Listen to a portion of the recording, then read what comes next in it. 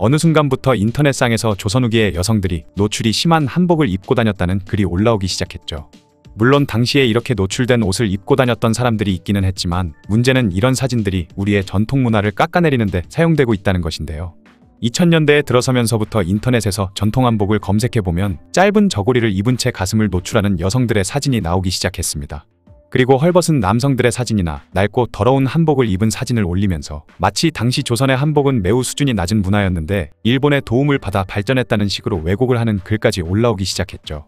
그런 잘못된 자료가 계속 올라오다 보니 조선과 한복에 대해 부정적인 생각을 가지게 된 사람들도 있었으며, 심지어 조선시대에는 다 이렇게 입고 살았구나 라고 생각하고는 조선의 한복 모두가 그렇다는 오해를 하는 경우도 있었습니다. 하지만 실제로 조선시대에는 다양한 형태의 한복이 존재했으며 대부분의 사람들이 제대로 된 옷을 입은 채로 다녔죠. 실제로 많은 조선시대 사진들이 공개된 지금 시점에 그 시절 사진들을 찾아보면 가슴을 노출한 채 돌아다니는 모습이 찍힌 사진은 극히 소수에 불과하며, 특히 사람들이 많이 몰리는 곳을 배경으로 한 사진에서는 노출을 한 경우를 단 하나도 찾아볼 수 없다고 합니다. 그리고 시간이 한참 지난 후에 과거 조선의 노출 사진이라는 제목으로 올라왔던 글들을 확인해본 결과 대부분이 똑같은 사진만을 근거로 내밀었다는 게 밝혀졌죠. 몇몇 사진들 외에는 더 이상 그런 노출 사진들을 찾을 수가 없었기 때문에 계속해서 같은 자료들을 돌렸을 수밖에 없었던 것인데요. 그렇다면 여기에 쓰였던 노출 사진들은 어떻게 생겨난 것일까요? 그 이유로는 크게 두 가지 정도가 짐작된다고 합니다. 첫 번째는 조선이 비록 유교 국가이기는 했지만 엄격한 규율이 적용되는 것은 양반 계급뿐이었다는 것이죠. 양반과 여성들은 품위와 절개를 지키는 것이 필수였지만 평민 여성들까지 그래야만 하는 의무는 없었기 때문에 일반 여성들은 비교적 자유로운 차림으로 길거리를 돌아다닐 수 있었다고 합니다. 때문에 무더운 여름철이 되었을 때나 아이에게 젖을 먹일 때는 거리낌 없이 속옷을 내려 노출을 했다고 하죠.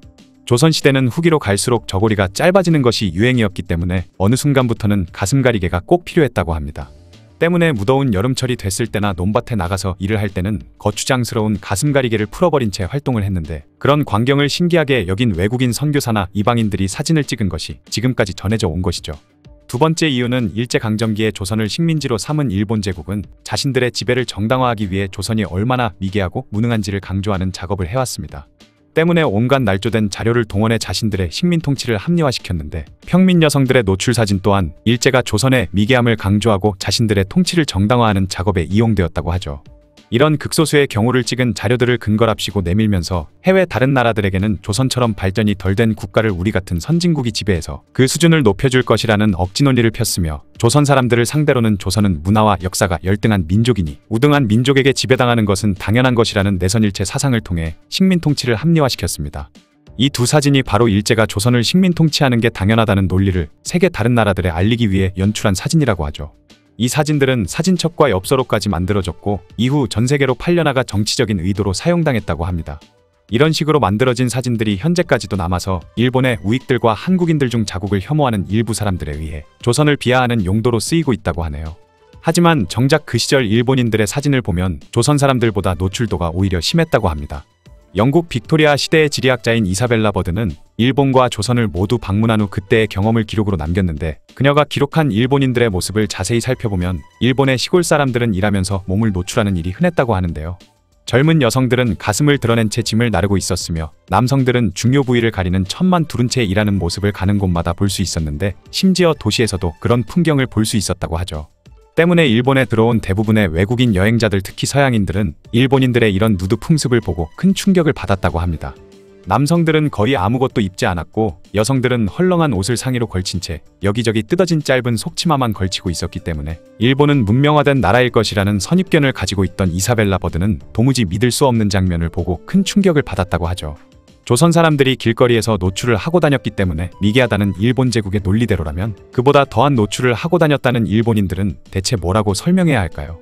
실제로 조선의 여인들 중 노출을 하고 다닌 경우가 있었던 것은 사실이지만 그것은 당시 사회 환경과 유행에 따라 생긴 자연스러운 변화였을 뿐, 그런 사실을 악용해 조선을 미개한 나라로 만들고 조선인들이 입었던 한복 문화 전체를 수준 낮은 문화로 깎아내리는 것은 마치 이슬람 극단주의자들에게서나 볼 수 있는 매우 후진적이고 현대적이지 못한 사고방식에 불과합니다. 추운 나라에서는 옷을 몇 겹씩 껴입는 게 당연한 일이고 무더운 나라에서는 되도록 옷을 적게 입으면서 노출이 생기는 것이 지극히 당연한 일이죠. 그리고 시대적인 상황도 생각을 해야 합니다. 현대에 와서는 가슴 부위를 노출하는 것이 심각한 일로 받아들여지지만 과거에는 조선은 물론 서양에서도 여성의 특정 부위를 강조하듯 노출하는 패션이 많았고, 특히 고대 로마와 그리스 지역에서는 여자가 상의를 벗고 다니는 것을 남자들이 상의를 벗고 다니는 것과 비슷한 것으로 인식했다고 하죠. 오히려 발목 부위를 노출하는 것을 부끄러운 것으로 여겼다고 합니다. 하지만 요즘 시대에는 발목을 노출했다고 해서 크게 문제가 되는 경우가 거의 없죠. 각 나라의 문화들은 그 나라의 특성에 맞게 생긴 것일 뿐이기 때문에 다른 나라의 문화가 미개하다고 깔보는 것은 굉장히 위험한 생각입니다. 더구나 우리보다 더 심한 노출을 하고 다녔던 나라에서 만든 날조된 자료로 과거 조선 사람들의 노출을 지적하며 비웃는 것은 설득력이 전혀 없어 보이네요.